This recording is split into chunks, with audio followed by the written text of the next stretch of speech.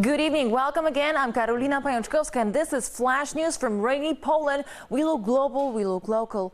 We talk about politics and economy.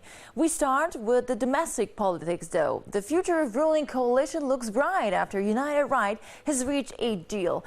The leaders of the Law and Justice and two other parties made agreement after a few days of what we call a political deadlock. Although details are not given, seems like Jarosław Kaczyński is likely to enter the government as a deputy prime minister. After a week of political negotiations, there is an agreement of the United Right. We have 3 years to go before the next parliamentary elections, and I am absolutely certain that these will be years well spent for Poland. The final conditions for further cooperation within the United Right have been accepted by the leaders of all groups that form it. There will be fewer ministries, so the government will certainly function more efficiently. Thanks to the agreement, it will be possible to continue the joint program. The next years ahead of us, 3 and I trust the next ones as well, are also a good time. The agreement concludes the discussion about the future of the United Right and possible early elections. We have a stable government, we have a stable parliamentary majority, we have a program. We are entering the next phase of our program for the benefit of Polish citizens, for the benefit of Poland. In the upcoming days, Prime Minister Morawiecki will present personal details of the new Council of Ministers. It is a fact. The world struggles with the autumn wave of the coronavirus. In Poland, more than 1,500 infections were reportedly recorded from the 2 past days. 2 regions are currently in the red and 19 in the yellow zones. Additional restrictions in 21 counties in Poland. This is twice as much as a week ago. 2 regions are in the red zone, 18 others and Sopot in the yellow zone, and 10 were added to the danger list. I believe that our safety and the safety of others is most important. If we control one another, then everything will be fine. Maybe it will now mobilize people to tighten some kind of self-control. The more so that a large increase in the number of infected people has been recorded in Poland in recent days. Last day, 1,584 new cases and 586 people have recovered. The number of people who are severely affected by the disease and needed to be connected to respirators has also increased. We are trying to increase the number of places. We are trying to prepare our hospital, the hospital of the Ministry of Interior, to receive as many patients as possible. Doctors and people who have undergone coronavirus appeal not to ignore the danger, to take care of keeping the social distance, disinfecting hands and covering nose and mouth. I have several people among my friends who have undergone this disease not as easily as I have. Next week, the Polish Ministry of Health is to announce additional restrictions for counties covered by yellow and red zones. And so we continue the coronavirus report as questions arise concerning the growth dynamic of COVID-19 death toll. We focus now on hard data. According to the World Health Organization, the number of deaths due to the pandemic is steadily approaching 1 million, but it might actually sharply increase the days to come. 3 months ago, the Czechs announced their victory in the fight against the pandemic. Now the Czech Ministry of Health is alerting. If the epidemic develops at such a rate, the country may run out of beds and equipment necessary to treat the most serious cases. Lack of medical personnel might be also a problem. When I don't get 3 nurses coming to work job at the morning because they have to cover for the child at home, then I'm short of 1 ICU bed.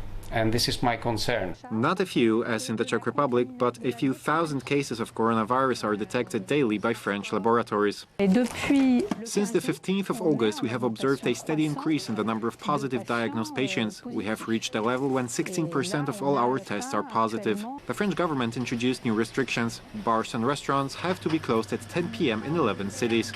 If we took the risk of waiting for the situation to improve itself, it could result in even tougher restrictions being imposed within a few days or weeks. And this is Madrid, where the virus is spreading so fast that the city authorities decided to close even parks. The maximum number of people attending was reduced from 10 to 6. The central government forbade a demonstration by people denying the pandemic. In general, in this very large region of Europe, we see a worrying increase in the number of cases. The number of infections is growing very fast. That is why already a quarter of all British people are subject to new rules which are supposed to stop a fast spread of the virus. And so we stay in Europe. In Flash News, we now come back to Friday's knife attack in Paris. The main suspect, just 18-year-old Pakistani male, confessed to have committed a terrorist attack. More importantly, the police admitted that the suspect in the past did not show any signs of radicalization. This was to be a revenge for a repeated publication of Mohammed's caricatures. This is how Ali H., 18 years old, explained the motives of the attack. First of all, the site of this attack is located exactly in front of the building that once housed the Charlie Hebdo editorial team. Secondly, the context of this incident is the time when the trials of the perpetrators of the January 2015 attacks are taking place. The day before the start of the process, the editorial staff of the weekly magazine published again satirical images with Mohammed in the lead role. This is an opportunity for the government to reiterate its unwavering commitment to press freedom, its desire to fight terrorism in all ways and at all costs. The 18-year-old came to France from Pakistan 3 years ago.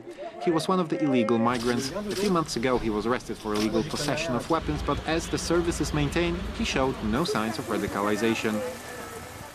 National mourning in Ukraine after a military plane crash. The machine with 27 people on board crashed on Friday evening in the east of the country. 25 bodies were found at the scene. One victim died in a hospital and one survivor remains still in a hospital. The crew managed to report about problems with the left engine. 5 minutes later, the plane hit the ground. The plane fell right in front of us. I saw a man jumping out of the plane with burning clothes on. A second later, I heard the alarm sirens go off and fire trucks came. 20 cadets of the local National Air Force University were on board. They trained landing and takeoff procedures while being supervised by 7 officers. We are very sad due to this situation. We trained young men who were supposed to defend our country. It is the right time to start thinking about financial assistance to the families and relatives of the deceased cadets and crew members. My condolences to all families of our dead airmen. An investigation will follow. Deputy Prime Minister Oleh Uruski, who leads the committee appointed due to the crash, said that 4 possible scenarios are analyzed: technical malfunction, an error of the crew, error of the air traffic controllers, and insufficient technical service of the aircraft.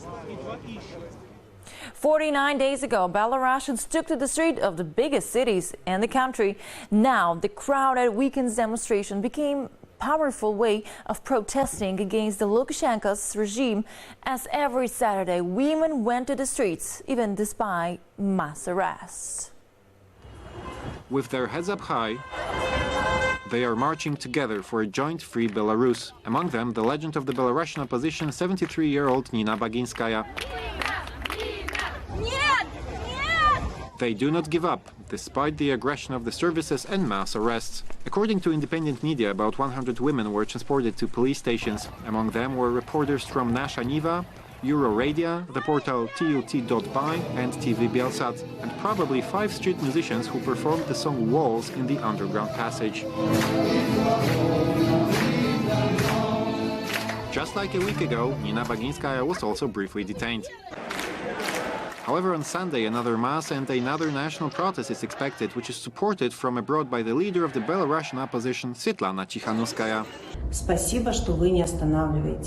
Thank you for not giving up. I support all those who will take to the streets of the cities this Sunday. After all, you are taking to the streets for yourselves, for your nation and for the current Belarus. Together we can achieve our goal, new fair elections and a legal inauguration as a result. To what Belarus has been calling for several weeks now in a peaceful way. This is Flash News and still more to come. His talent work has a chance, his latest work has a chance to break the Guinness World Record as the biggest canvas painting in the world. Madonna, Leonardo DiCaprio and many celebrities have his art pieces hanged on their walls. British painter Sasha Jeffrey is famous for his great talent and avant-garde style of work. Just look at it. Joffrey spent the last months isolated in Dubai in the Atlantis Hotel. The artist converted the luxurious interior into a studio. The acrylic painting is almost ready. It has 2,000 square meters. Next week it will be divided into 60 pieces. The work includes art pieces done by children sent from all over the world. The artist does not only want to set a record, but his goal is to collect $30 million to help poor children. This year sometimes resembles a science fiction film. The International Railroad Station St. Pancras in London, where travelers are accompanied by a robot while waiting for the train, is a part of this trend. That robot, however, is not in idle mode. The machine that appears on the platform is very busy. It uses UVC light to kill microorganisms such as viruses, bacteria and spores. The robot not only disinfects surfaces, it also fights viruses and bacteria in the air. From the outside, ordinary containers, and on the inside, a mysterious garden. To be precise, a vertical farm. Experimental cultivation was established in Hong Kong, one of the most crowded urban areas in the world. A constant supply of water feeds the roots inside the pillars without using soil. Temperature, humidity, carbon dioxide level, nutrient mixtures and amount of light are regulated. In addition to vegetables, such as watercress, fish were also raised on the farm. Nothing comes for free in life. You have to pay for a bus ticket, but not necessarily with money. In the Romanian city of Cluj-Napoca, for example, you can ride for free and do 20 squats in exchange. A special machine for counting them stands by one of the stops. It was an idea of the organizers of the National Sports Festival to do so. By promoting physical activity, they choose an unusual, but perhaps very effective way to recover. And so all of the information we're given, thank you very much for joining us. It's time to say goodbye. This was Flash News. Have a beautiful night and see you soon.